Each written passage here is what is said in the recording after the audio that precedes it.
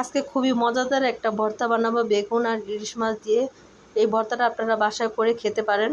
আসসালামু আলাইকুম বন্ধুরা, কেমন আছেন? আলহামদুলিল্লাহ, আল্লাহর রহমতে আমি ভালো আছি। আশা করি আপনারাও ভালো আছেন।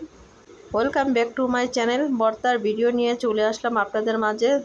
আশা করি ধৈর্য সহকারে ভিডিওটা দেখবেন আর এই ভর্তাটা করে খাবেন বাসায়, খুবই মজাদার। আর বাসার জন্য প্রায় আমি এই ভর্তাটা করে থাকি। প্রথমে 2টা বেগুন নিতে হবে, আর বেগুন দুটো সুন্দর করে ছোট ছোট করে ফাইল করে কাটতে হবে, আমি যেভাবে কাটতেছি। আর অনেক দিন ধরে আমার হাজব্যান্ডে বলছিল ভর্তাটা বানাতে, তো সময়ের অভাবে পারছিলাম না। ফাইনালি আজকে ভর্তাটা বানিয়ে ফেললাম। আমার বেগুন কাটা শেষ, বেগুনটা ধুয়ে নিলাম। এখন বেগুনের ভিতরে ভালো করে মশলা মাখিয়ে নিতে হবে। আমি দিয়ে দিলাম সব মশলা, মরিচ, হলুদ, ধনিয়ার গুঁড়া, যা যা লাগবে তাই দিয়ে দিলাম। এখন ভালো এমনভাবে মাখতে হবে যেন মশলাটা বেগুনের ভিতরে প্রবেশ করে। দেখতেও খুবই ভালো দেখা যায়, খেতেও খুবই মজা। আমি একটা ইলিশ মাছের চাক নিয়েছি, একটা ল্যাঞ্জা নিয়েছি। এই ল্যাঞ্জা আর চাকটা দিয়ে আমি ভর্তাটা করব। আমার মশলা মাখানো শেষ হয়ে গিয়েছে। এখন আমি তাওয়াতে তেল দিয়ে দিব, সরিষার তেল। আমি আবার প্রতিবারের মতো সরিষার তেলই খাই, সয়াবিন তেল খাই না। দিয়ে দিলাম বেগুন, একটা একটা করে বেগুন দিয়ে দিলাম। বেগুনগুলো যদি আপনি লাল লাল করে ভাজেন, বাদামি কালার করে, দেখতে খুবই সুন্দর, খেতেও খুবই মজা। সব কটা বেগুন আমি দিয়ে দিলাম। পাশে দিয়ে দিলাম 2 টুকরো মাছ, ইলিশ মাছ, একটা ল্যাঞ্জা আর একটা চাক ইলিশ মাছের। তবে ইলিশ মাছটা ছোট ছিল। বাজারে গিয়েছিল হাজব্যান্ডে, কিন্তু তেমন বড় ইলিশ পাওয়া যায়নি। সব সময় তার বড় ইলিশ পাওয়া যায় না, তাই যেটা পেয়েছে সেটাই নিয়ে এসেছে। পাশে দিয়ে দিলাম রসুন, অল্প কটা রসুন দিয়ে দিলাম। বেগুনটা উল্টিয়ে দিলাম।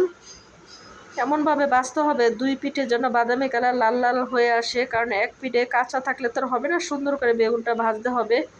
তাই আমি হালকা হালকা চেপে চেপে দিচ্ছি আর উল্টিয়ে দিচ্ছি। বেগুনটা যেটা না হয়েছে সেটা উল্টিয়ে দিচ্ছি। তবে এমন টাইমে বাজারে গিয়েছিলাম, তখন বাজারে তেমন কোনো বেগুন ছিল না, শাকসবজি ছিল না, আর যা ছিল তেমন ভালো ছিল না। তো এগুলোই পেয়েছিলাম আমি বেগুন, তাই কিনে নিয়ে আসলাম। বেগুনটি তেমন বড় না, ছোট ছোট বেগুন। বেগুনটা উল্টিয়ে আমি দেখছিলাম যে বেগুনটা হয়েছে কি না।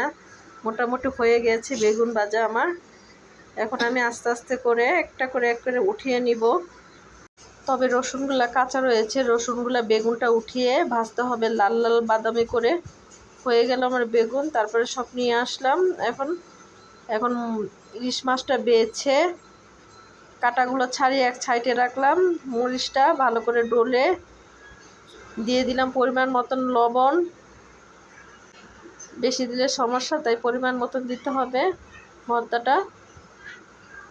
আর শুকনো মরিচ দিয়ে ভর্তা, যে কোনো ভর্তা বানাবেন খেতে মজা লাগে, খুব আলাদা একটা টেস্ট আসে। আর মরিচটা ঝাল কম ছিল, তাই আমি একটু মরিচটা বেশি দিয়েছি। আপনারা যেমন জাল খান তেমনই দিবেন।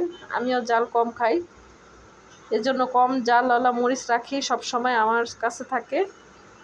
আর চেষ্টা করবেন যে কোনো ভর্তা সরিষার তেল দিয়ে বানানোর জন্য, কারণ সরিষার তেল দিয়ে খেতে মজাদার, আলাদা একটা টেস্ট লাগে, আলাদা একটা মজা লাগে। দিয়ে দিলাম পেস্টটা ভালো মতন চেটকিয়ে ভর্তাটা বানাতে হবে।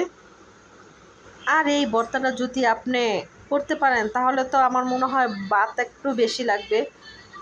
খুবই মজা, কি আর বলবো, অসাধারণ একটা ভর্তা রেসিপি। কি আর বলবো, এই ভর্তাটা কি আমার হাজব্যান্ডে এত মজা লাগছে, বলছে যে আবার বানাবা। আমি তাই আবার বানিয়ে ফেললাম।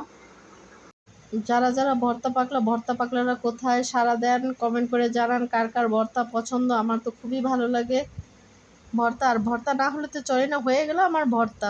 মাশাআল্লাহ, আলহামদুলিল্লাহ।